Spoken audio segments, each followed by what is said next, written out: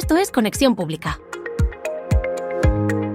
Bienvenidos a Conexión Pública. En este episodio hablamos de un punto concreto en el que muchos ya están, cuando la inteligencia artificial deja de ser una curiosidad y empieza a condicionar cómo trabajas, cuánto dependes de una herramienta y qué margen real tienes para cambiar de rumbo. Hoy abrimos una nueva sección, la letra pequeña, para hablar de algo muy tangible, por qué tantas herramientas parecen gratuitas al principio y por qué el coste real aparece justo cuando salir empieza a doler. Miramos también una herramienta que está generando mucho ruido, Cloudbot, un agente de IA que no solo responde sino que actúa directamente en tu ordenador con todo lo que eso implica. Y veremos un flujo creativo que convierte ideas de marketing en vídeos producidos como si fueran software. Cerramos con un caso muy cercano, como un equipo pequeño dentro del gobierno de Cantabria ha integrado IA en sus propios equipos para producir cartografía avanzada en días, no en meses, sin depender de la nube ni de grandes estructuras externas. No son promesas ni demos, son decisiones reales con consecuencias reales que ya están marcando cómo se usa la IA cuando entra de verdad en los procesos. Comenzamos. Cada semana en Conexión Pública te explicamos La Letra Pequeña, una sección pensada para que entendáis lo que hay más allá de las aplicaciones de inteligencia artificial. Gratis hasta que deja de serlo. Hoy inauguramos una nueva sección en Conexión Pública. La hemos llamado La Letra Pequeña porque aquí vamos a hablar de lo que normalmente no aparece en la demo, ni en la landing, ni en la promesa comercial. De esas condiciones que no impiden empezar, pero que condicionan seguir. Y arrancamos por una de las más habituales en el mundo digital y especialmente en la inteligencia artificial. Lo gratis hasta que deja de serlo. En el ecosistema de la IA, el gratis funciona como una puerta de entrada cuidadosamente diseñada. Herramientas como los asistentes conversacionales, los generadores de imagen o las plataformas de vídeo con avatares permiten probar mucho sin pagar nada. Al principio los límites parecen razonables, incluso generosos, pero no están ahí para frenar el uso, sino para orientar el comportamiento. Te dejan avanzar lo suficiente como para integrar la herramienta en tu día a día, pero no tanto como para que puedas prescindir de ella cuando empiece a importar de verdad. El punto de inflexión llega cuando el uso deja de ser exploratorio y pasa a ser estructural, cuando ya no estás probando sino produciendo, cuando los textos, las imágenes, las voces o los flujos de trabajo empiezan a acumularse dentro de una misma plataforma. En ese momento, la dependencia no es emocional, es operativa. Cambiar de herramienta implica rehacer el trabajo, migrar historiales y volver a entrenar prompts, ajustar procesos y asumir pérdidas de tiempo que nadie te compensa. Ahí es donde el precio deja de ser un número mensual y se convierte en fricción. Pagar no es lo ideal, pero salir es peor. Y esa es la lógica profunda del modelo freemium en la IA. Desplazar el coste económico hasta el momento en el que el coste de salida resulta más alto que el de permanencia. No te cobran por entrar, te cobran cuando ya no puedes permitirte irte. Este efecto se acelera especialmente en la inteligencia artificial porque no solo se generan resultados, sino contexto. Prompts afinados, historiales de conversación, estilos visuales, voces entrenadas, dinámicas de equipo. Todo eso no siempre se exporta bien y cuando se puede exportar rara vez se reutiliza sin pérdidas. La herramienta no solo te ofrece un servicio, te encierra en una forma concreta de trabajar. Por eso la letra pequeña no está en la versión gratuita ni siquiera en el plan de pago más básico. Está en la pregunta que casi nadie se hace al empezar. ¿Qué ocurrirá el día que esta herramienta deje de encajar, me suba precios o cambie las reglas?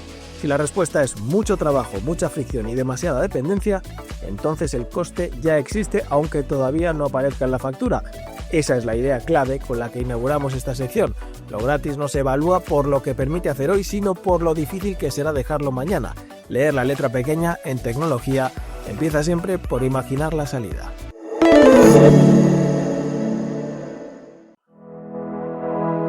En Conexión Pública te traemos la herramienta de la semana. Cloudbot. Esta semana la herramienta es de las que generan mucho ruido, mucho hype, que se dice. De las que ves repetidas en hilos, demos y vídeos con caras de sorpresa. Se llama Cloudbot, aunque en algunos sitios empieza a aparecer también como Moltbot, y es un ejemplo bastante extremo de hacia dónde se están moviendo los llamados agentes de inteligencia artificial. Dicho de forma sencilla, Cloudbot es una IA que vive en tu propio ordenador y puede hacer cosas por ti usando ese ordenador. No dentro de una app cerrada, sino accediendo al sistema, al navegador, a los archivos y a las cuentas que tú le permitas. Y lo más llamativo es cómo se le habla, no desde una pantalla técnica, sino desde apps de mensajería como WhatsApp o Telegram, como si estuvieras chateando con una persona que tiene acceso a tu equipo. La promesa es potente. CloudBot puede actuar como un asistente personal permanente, puede gestionar agendas, resumir documentos, descargar archivos, automatizar tareas repetitivas, preparar información antes de que la pidas o incluso interactuar con otros servicios que ya usas a diario. Todo eso apoyándose en modelos de IA conocidos, pero ejecutando las acciones en local, en tu propio dispositivo. Y aquí está una de las claves de su atractivo. No es una IA lejana en la nube haciendo sugerencias, es una IA con manos, con acceso real al ordenador. Eso explica por qué tanta gente está fascinada y también por qué conviene frenar un segundo y pensar bien qué significa esto. Porque la misma potencia que lo hace interesante lo convierte en una herramienta delicada. CloudBot necesita permisos amplios para funcionar. Acceso al sistema, al navegador con sesiones abiertas, a archivos, a cuentas vinculadas, y cuando un sistema así se conecta a mensajería externa, el riesgo no es teórico. Un error de configuración, una puerta mal cerrada o un mensaje malicioso pueden abrir más de lo que debería abrirse. Uno de los problemas más comentados es que muchas personas han expuesto sin querer estos accesos al exterior. Instancias visibles, credenciales mal protegidas o conexiones abiertas que permiten ejecutar acciones a distancia. A eso se suma otro riesgo menos evidente pero muy real, que la IA sea engañada, lo que se llama inyección de instrucciones, un archivo, un enlace o un mensaje diseñado para que la gente haga algo que no debería hacer pero que interpreta como una orden legítima. Por eso CloudBot no es una herramienta para instalar a la ligera, no es me lo bajo y ya está.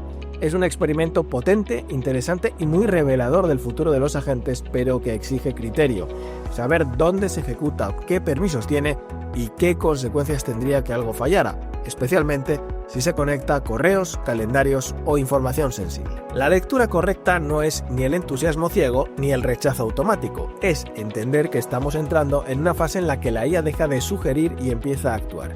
Y cuando una herramienta puede actuar en tu nombre, la pregunta deja de ser qué puede hacer y pasa a ser qué pasa si se equivoca o si alguien consigue engañarla. CloudBot es hype, sí, pero también es una señal clara del tipo de decisiones que vamos a tener que aprender a tomar como usuarios, no solo qué usar, sino cómo y hasta dónde dejar que la IA entre en nuestra vida digital.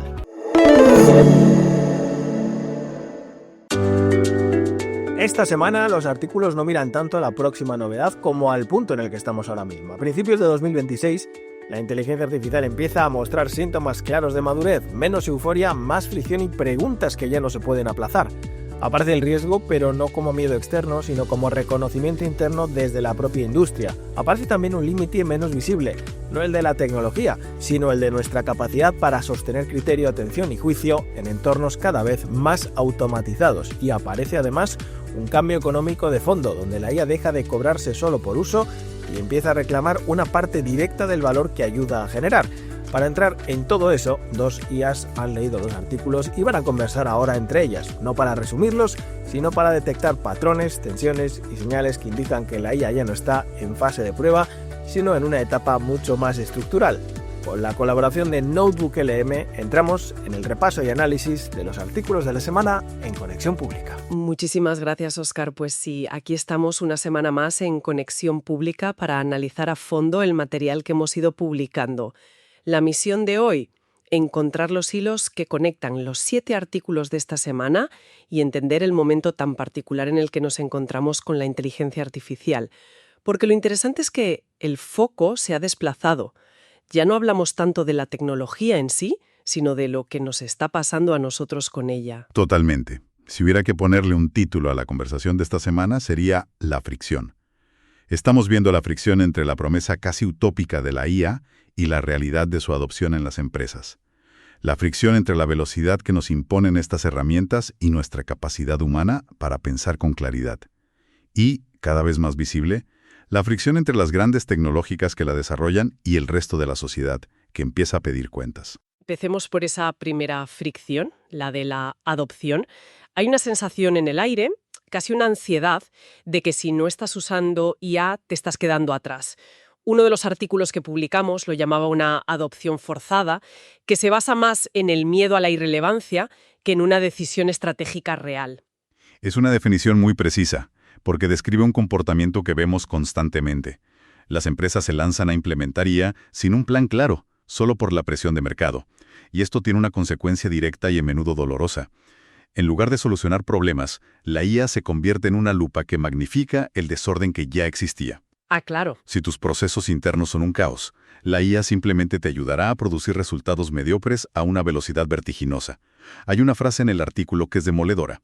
La IA no introduce un caos nuevo, hace visible y mucho más caro el que ya tenías escondido bajo la alfombra. Es que esa es la clave. Y aquí es donde choca con la realidad más pura y dura, porque mientras el discurso oficial es de una aceleración imparable, los datos cuentan otra historia. Me llamó mucho la atención uno de nuestros análisis que se apoyaba en un informe de Gallup. A finales de 2025, la adopción de la IA en el entorno laboral en Estados Unidos no solo no ha explotado, sino que se ha estancado. ¿Cómo es posible con todo el ruido que hay? Pues la respuesta que da la gente en esa encuesta es la clave de todo el asunto. Cuando les preguntan por qué no la usan, la razón principal no es el miedo, ni el rechazo a la tecnología, ni el desconocimiento. Es algo mucho más simple y pragmático. Falta de utilidad clara. O sea que no le ven la aplicación directa. Exacto. No ven cómo aplicarla en su día a día de una forma que les compense el esfuerzo de aprender a usarla.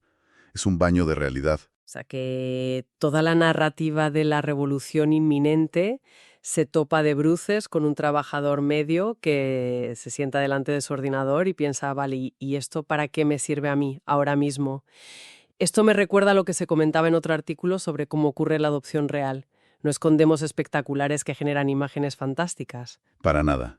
La adopción de verdad, la masiva, ocurre de forma casi invisible. Ocurre cuando integran una función de IA en una herramienta que ya usas cada día, como Excel, y soluciona un problema concreto. Y sobre todo cuando se hace con la garantía absoluta de que no va a romper nada de lo que ya tenías. La seguridad, claro. El verdadero bloqueo para que las empresas usaran la IA en sus propios datos no era técnico, era de confianza. El miedo a que un error del modelo te corrompa una base de datos entera es paralizante. Cuando se solucionó eso, la adopción se disparó en esos entornos. Entiendo. Entonces tenemos una brecha enorme. Por un lado, la presión del marketing y el miedo a quedarse obsoleto. Y por otro, la realidad pragmática de que la gente solo usa lo que es útil, seguro y no destructivo. La adopción es más lenta y silenciosa de lo que nos cuentan. Y esa brecha nos lleva a pensar en el siguiente paso. ¿Qué ocurre cuando la tecnología sí es útil y confiable? Pues que el problema se desplaza a otro lugar. Claro, porque si asumimos que la tecnología ya es suficientemente buena para muchas tareas, ¿dónde está el siguiente cuello de botella? Uno de los análisis más interesantes de la semana sugería que el límite ya no está en los modelos de IA, sino en lo que llamaban nuestra propia arquitectura cognitiva. Dicho de otro modo, el problema ahora somos nosotros, nuestra capacidad para gestionar esto. Exacto. Lo que ahora es escaso y valioso no es la capacidad de ejecutar tareas. La IA puede escribir, programar o analizar datos de forma barata y casi instantánea. Lo que es realmente escaso es nuestra capacidad para sostener el criterio, para tomar buenas decisiones, mientras todo a nuestro alrededor se acelera de forma exponencial. Se delegan las acciones, pero no la responsabilidad. Justo. Estamos delegando las acciones, pero la responsabilidad final sigue siendo nuestra. Y eso genera un nuevo tipo de agotamiento. Es curioso porque la IA se vendió como una herramienta para liberarnos tiempo y trabajo, pero parece que acaba consumiendo nuestra atención de una forma mucho más agotadora. Es como pasar de levantar cajas pesadas a tener que vigilar 100 cintas transportadoras a la vez. El esfuerzo físico desaparece, pero el mental se dispara. Sí. El artículo lo llamaba vigilancia difusa. Es una descripción perfecta. Menos trabajo manual, pero un desgaste cognitivo mucho mayor por tener que supervisar constantemente sistemas que nunca se detienen, que nunca duermen. Y el propio diseño de las herramientas contribuye a ello. Como se explicaba en otro de los textos, las interfaces conversacionales están pensadas para ser un flujo constante, un río en el que te metes y del que es muy difícil salir para tomar perspectiva. No hay pausa. No hay pausa, no hay un momento para detenerse y pensar desde fuera. Y en ese río de información constante sin distancia se erosiona algo fundamental. Uno de los artículos usaba el término inglés taste, que podemos traducir como gusto, o mejor dicho, como criterio. Sí, y es importante matizar que no se refiere al gusto como una preferencia personal, tipo me gusta más el azul que el rojo. Se refiere a la capacidad de una persona o una organización para mantener una coherencia, una visión. Es la habilidad para descartar soluciones que son técnicamente correctas, pero inadecuadas para un proyecto. Es el juicio. Es el juicio que te permite decir, no, esta no es la dirección correcta aunque el resultado sea funcional. ¿Y qué ocurre cuando se delega ese nivel de juicio en la máquina? Que las organizaciones ganan velocidad pero pierden lo que el artículo llamaba densidad. Producen más cosas, más rápido, pero todo empieza a parecerse. Se pierde la voz propia, el alma. Pierden su esencia. Es la diferencia entre un edificio diseñado por un gran arquitecto con una visión y una intención y uno generado por un algoritmo que simplemente cumple todas las normativas de construcción a la perfección. Ambos son habitables, pero solo uno tiene un punto de vista. Entiendo la idea. Y mientras nosotros, a nivel individual y organizativo, lidiamos con este desgaste mental y la posible pérdida de criterio, las reglas del juego a gran escala también están cambiando de forma radical. Hemos pasado de un modelo económico de pago por uso a algo mucho más complejo. Es una señal de madurez del sector, sin duda. La IA ha dejado de ser una abstracción en la nube. Ahora vemos sus costes físicos. Consume cantidades ingentes de energía, de agua para refrigeración, ocupa suelo con centros de datos. Sus costes de infraestructura son enormes y visibles. Claro. En ese contexto, el simple modelo de pagar por tokens, por palabras procesadas, se queda muy corto. Y ahí es donde entra el concepto de value sharing o compartir el valor que se analizaba esta semana. Exacto. La propuesta es que si mi modelo de IA contribuye a crear un valor económico masivo y demostrable, el ejemplo clásico es el descubrimiento de un nuevo fármaco que genera miles de millones, el proveedor de esa IA debe participar de ese beneficio. Vaya. El proveedor deja de ser un simple vendedor de software y se convierte en un socio económico estratégico. Pero ese modelo de socioeconómico suena increíblemente arriesgado y genera unas dinámicas de poder completamente nuevas. ¿Qué pasa si el proyecto fracasa? ¿Quién asume el riesgo? ¿No crea esto una dependencia brutal, casi un monopolio de facto donde solo las grandes tecnológicas pueden permitirse ser socias en proyectos de alto riesgo y alta recompensa? Esas son exactamente las preguntas que están sobre la mesa. Crea una relación de simbiosis y dependencia mucho más profunda. Tu socio tecnológico no es un proveedor que puedas cambiar fácilmente, es una pieza fundamental de tu negocio. Y con ese nivel de poder e integración en procesos tan críticos como la sanidad o las finanzas, llega otra exigencia que ya es inevitable: la seguridad. Claro. Si te conviertes en una pieza tan crítica de la infraestructura de una empresa o de un país, la confianza ya no puede basarse en un apretón de manos o en la reputación de tu marca. La seguridad se vuelve no negociable. Precisamente. Y por eso, como se explicaba en otro de los artículos, el modelo de autoevaluación está llegando a su fin. Fue útil en una primera fase exploratoria, pero su límite reputacional está agotado. La confianza pública, y la de los grandes clientes, exige ahora una verificación externa e independiente. Que venga alguien de fuera a comprobarlo. Sí, necesitamos que un tercero cualificado pueda entrar y comprobar si las afirmaciones de seguridad, robustez y fiabilidad de un sistema son ciertas. Y ahí es donde entran iniciativas como Averi, que buscan crear los estándares para que esas auditorías externas sean posibles y rigurosas. Eso es, el objetivo no es frenar la innovación, sino todo lo contrario. Es construir las infraestructuras de confianza necesarias para que podamos gobernar unos sistemas que cada vez actúan con mayor autonomía.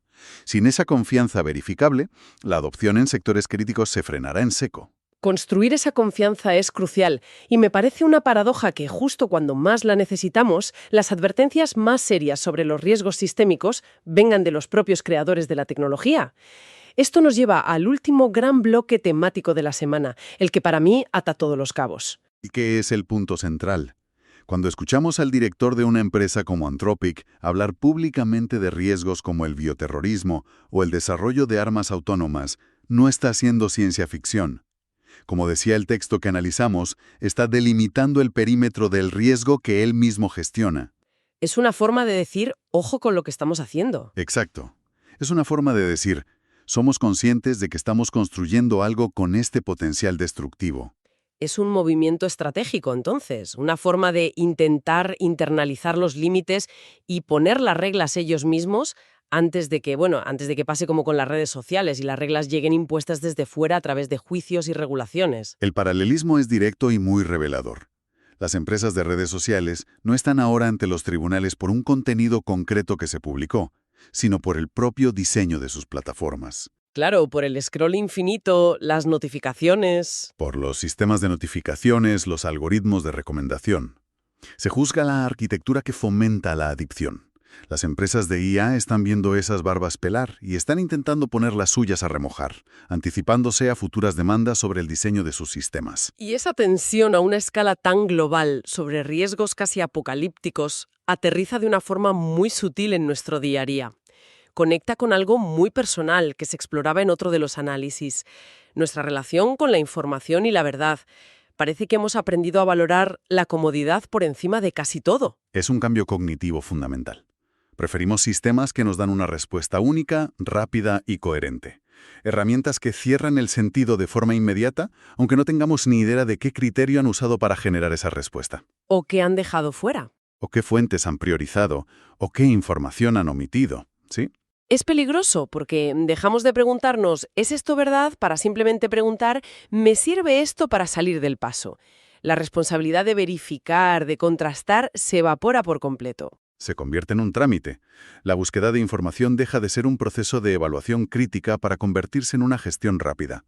Confiamos en los sistemas conversacionales no porque sepamos intrínsecamente que aciertan, sino porque nos permiten actuar sin la fricción mental de la duda. Si la duda, que es la base del pensamiento crítico. El criterio, el proceso de selección de fuentes, se vuelve invisible y en la práctica irrelevante para el usuario final.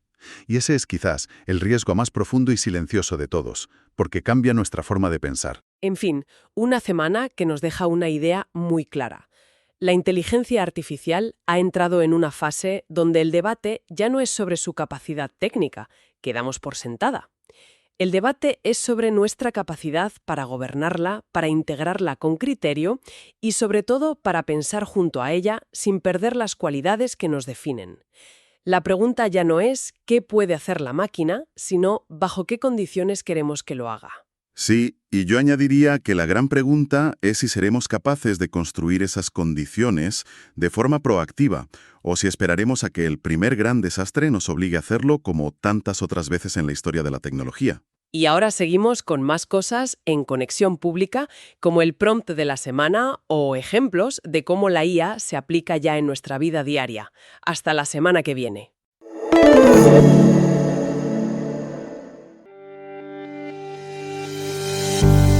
Bienvenidos a oscarsanemeterio.es, una consultoría que ofrece servicios estratégicos de comunicación e inteligencia artificial para organizaciones con propósito. Sus 3 áreas de negocio son la consultoría de comunicación, la capacitación en inteligencia artificial y la producción de contenidos. Óscar Sanemeterio ofrece una amplia gama de servicios basados en su experiencia en comunicación institucional y su formación en inteligencia artificial que abarcan desde la consultoría hasta la formación y la producción de todo tipo de contenidos. Con una dilatada experiencia profesional, se ha embarcado en este proyecto, que además incorpora los contenidos propios que genera a diario en su web, Conexión Pública, y el podcast del mismo nombre que emite semanalmente en las principales plataformas de podcast. oscarsanemeterio.es. Comunicar bien, organizar mejor, crecer con criterio.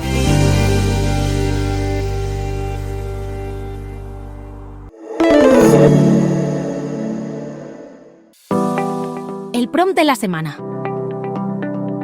Del briefing al vídeo como software. El prompt de esta semana no es una frase ingeniosa para copiar y pegar, es un cambio de enfoque, un flujo completo que muestra cómo la inteligencia artificial empieza a transformar la producción creativa cuando deja de usarse como atajo y se integra como proceso. La idea de partida es sencilla, aunque lo que viene después no lo sea tanto. En lugar de pedirle a una IA que genere un vídeo, se construye una cadena en la que una idea de marketing se convierte paso a paso en algo que puede producirse de forma sistemática. No es magia creativa, es industrialización del contenido. Todo empieza en Notebook LM, pero no como generador automático. Aquí la IA no crea anuncios, sino que hace preguntas. Se le cargan materiales reales del producto, imágenes, textos, branding, y se le pide que actúe como analista, que entreviste al creador, que ayude a ordenar ideas y que proponga conceptos claros de vídeo. En esta fase, la IA sirve para pensar mejor, no para ejecutar. El siguiente salto es clave y poco habitual en flujos creativos. Esas ideas se convierten en un documento de requisitos, como los que se usan en ingeniería del producto. Ahí se define qué debe contar el vídeo, cómo se estructura, qué escenas necesita y qué requisitos técnicos debe cumplir. La creatividad deja de ser difusa y pasa a ser explícita, reutilizable y versionable. A partir de ahí, el vídeo deja de tratarse como una pieza artesanal y empieza a tratarse como software. Con herramientas como Remotion, ese briefing se incorpora directamente al proyecto y se usa como fuente de contexto. El vídeo se construye con componentes, lógica y estados, igual que una aplicación. Y es que en ese punto, donde entra Codex, leyendo esa especificación y generando el código necesario para que el vídeo exista, se previsualice y se exporte. Lo importante de este flujo no es la herramienta concreta, sino la lógica que introduce. Una idea de marketing se transforma en una especificación. La especificación se transforma en código, y el código permite generar múltiples versiones del mismo vídeo sin rehacer todo desde cero. Cambiar mensajes, ajustar campañas o probar variantes deja de ser un trabajo manual y pasa a ser una decisión de sistema. Por eso este prompt destaca frente a otros, no concentra todo en una sola orden a la IA, sino que reparte responsabilidades. Separar, pensar, diseñar y ejecutar evita errores, mejora la coherencia y permite escalar sin multiplicar el esfuerzo humano. Es un buen ejemplo de cómo la IA empieza a importar prácticas propias de la ingeniería, documentación, pipelines y automatización, en terrenos tradicionalmente creativos como el marketing o el audiovisual. La clave para quedarse con este prompt no es copiar el flujo entero, sino la idea que lo sostiene. Cuando la creatividad se convierte en proceso, la IA deja de ser un generador puntual y pasa a ser una infraestructura.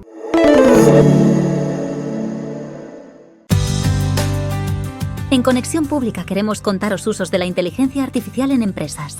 Es momento de escuchar la IA en acción. Cartografía inteligente en Cantabria. En la IA en acción solemos hablar de grandes empresas, laboratorios lejanos o proyectos casi imposibles de replicar. Hoy no, hoy el caso está mucho más cerca, tan cerca que ocurre aquí en Cantabria, dentro de la propia administración pública. El gobierno de Cantabria tenía un reto muy concreto. Un equipo muy pequeño, apenas 6 personas, debía producir mapas y análisis geoespaciales de alta resolución para todo el territorio. Usos del suelo, masas forestales, edificios, cultivos, riesgos ambientales, especies invasoras, información crítica para tomar decisiones, pero con procesos que hasta ahora eran lentos, caros y en muchos casos manuales o externalizados. La pregunta no era si hacía falta más información, sino cómo producirla sin multiplicar costes ni depender siempre de terceros. La respuesta ha sido integrar inteligencia artificial directamente en su flujo de trabajo cartográfico y hacerlo además en local, en sus propios equipos, sin recurrir a la nube. Al combinar su software habitual de cartografía con capacidades de IA aceleradas con GPUs profesionales, el equipo ha automatizado tareas que antes requerían meses de trabajo humano.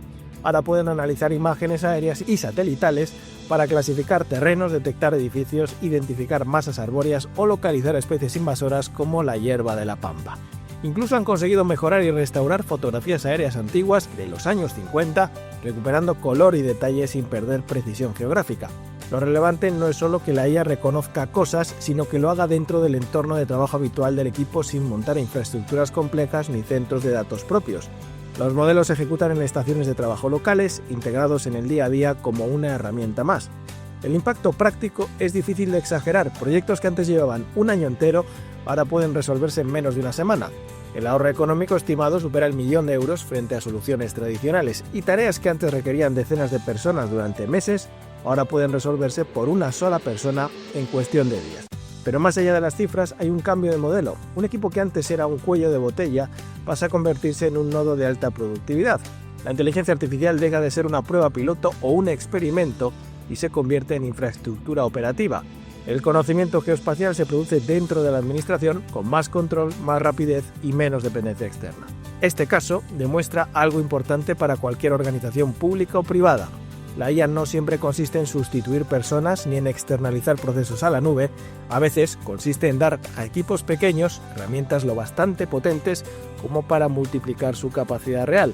Hacer más con menos, sí, pero sobre todo hacerlo mejor, más rápido y con mayor autonomía. Si algo queda claro después de recorrer todo esto, es que la inteligencia artificial ya no plantea solo la pregunta de qué puede hacer, sino de qué estamos dispuestos a asumir cuando la dejamos entrar. La letra pequeña aparece cuando una herramienta se vuelve imprescindible. El riesgo aparece cuando un agente tiene acceso real a sistemas y cuentas. y el valor aparece cuando la IA se integra de forma concreta en un flujo de trabajo, como en el caso de la cartografía en Cantabria, donde no hay discurso futurista, sino resultados medibles. Este episodio no va de elegir la mejor IA, sino de entender mejor el momento en el que estamos, uno en el que la dependencia, el criterio y el control importan más que la novedad, porque cuando la IA deja de ser experimental ya no basta comprobarla, hay que decidir cómo convivir con ella. Seguiremos mirando estos casos uno a uno para separar lo que es ruido de lo que ya está cambiando las reglas. Gracias por acompañarnos una semana más. Recordad que todo el contenido de este episodio está disponible en conexionpublica.es. Nos escuchamos la próxima semana. Hasta entonces, sed felices. Esto es Conexión Pública.